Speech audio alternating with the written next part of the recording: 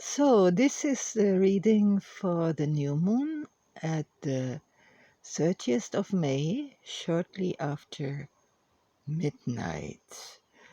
And it is especially for the Mauna Kea, for the people who are protecting the Mauna Kea, and as such, for people who are protecting sacred land. They can anchor themselves here in Hawaii spiritually at the Mauna Kea as a navel of our Earth Mother.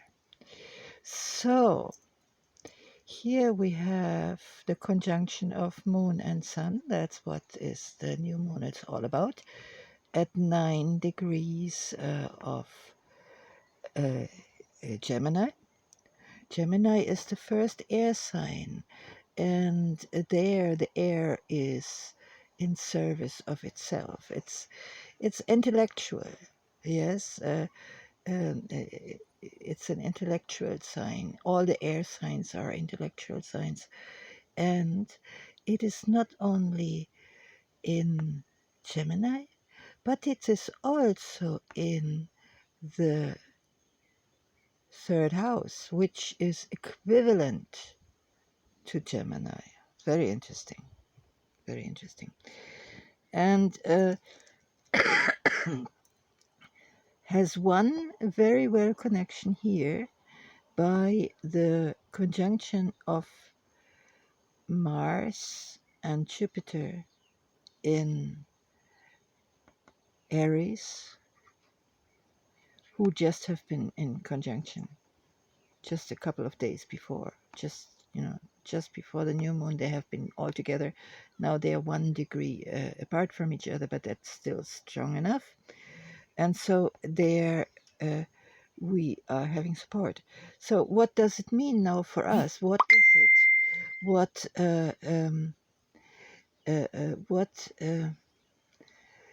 should we start in our lives? Because every time there's a new moon, we can start something. And then next full moon, or next couple of full moons later, or next years, or next centuries, or next millennia later, celebrate what we have seeded. So what do we want to seed on that particular day? Here, for me, the third house is all about learning. People say it's about small journeys, and people say it's about cousins and siblings. And okay, and I take this now into consideration, the question of cousins and siblings, because it also means, when it is about communication, with whom do you communicate? With whom do you with whom do you plan something? Yeah, so that's what it's all about. And what is it actually all about? What do we want to communicate about? Is very, very interesting here. This is the second house. And the second house is exactly also equivalent to Taurus. That's interesting, no? Here's the second house, and it's exactly where it's Taurus. And here we have the Venus, and we have Uranus, who's shaking up things right now worldwide. Here we have the karmic aim, and it says, come back to the earth. You need to come back to the earth. You need to protect the earth. You need to love the earth. Stop manipulating people. Stop stealing other people's life energy. But come back to the earth and get your energy there, get your food there, and care for it. So that's what is the karmic aim here. And now here we have Mercury. And here, that means Mercury says is about communication here, no? And it's and here is a very beautiful connection in a 120-degree angle to Pluto in Capricorn. Pluto is like the higher octave of Mars, is the great transformer, can be violent, but here it means our communication will have a lot of power. And where is the communication going to? Into the public, into the collective. Public is even different. It's going into the collective. And what is the communication about? It is about property. It is about possession. It's about what human right do we have for a home, for to have everything that sustains us. That's what it's all about. It's about regaining stolen property. Yeah. And so that is going to be very, very enhanced. Yeah, all things that have to do with regaining land, where land has been taken, and especially where land has been misused, to put it back into the right use, into the right way of treating it. That it is what it's all about here. Yeah. Now here we have the first house, and the first house is also very interesting here because we have this fantastic, uh, uh, conjunction between Jupiter and Mars, which is kind of strengthening all what we want to do. But of course, here we're having also some squares here. We can also meet opposition, but that is normal, but not too much. Then we have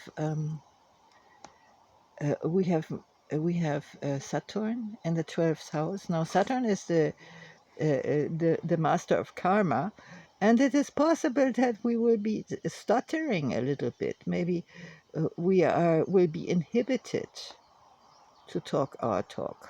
Yeah, this has something to do with karma, maybe with generational trauma, etc., etc. I want to talk about uh, Pluto. Also, you see, we're having here this beautiful triangle, trine, sextile from the ascendant in fish in Pisces, and Pluto in Capricorn. You have to remember, Pluto went into Capricorn exactly when Mr. Obama was elected, and then all of a sudden the whole economy went rock bottom. Why? Because Capricorn, that's the last and the hardest earth sign, and that is to understand, what means rock bottom. We are in a situation of rock bottom now, globally, everywhere. Yeah. So there may be a lot of hope, and there may be also a lot of hopium, but it's in its last moments. There have been a lot of lessons about the earth lately, and it's about to go in 2024. Finally, Pluto will go into Aquarius and do what? Reshape human society, how it is organized. This is going to be quite interesting.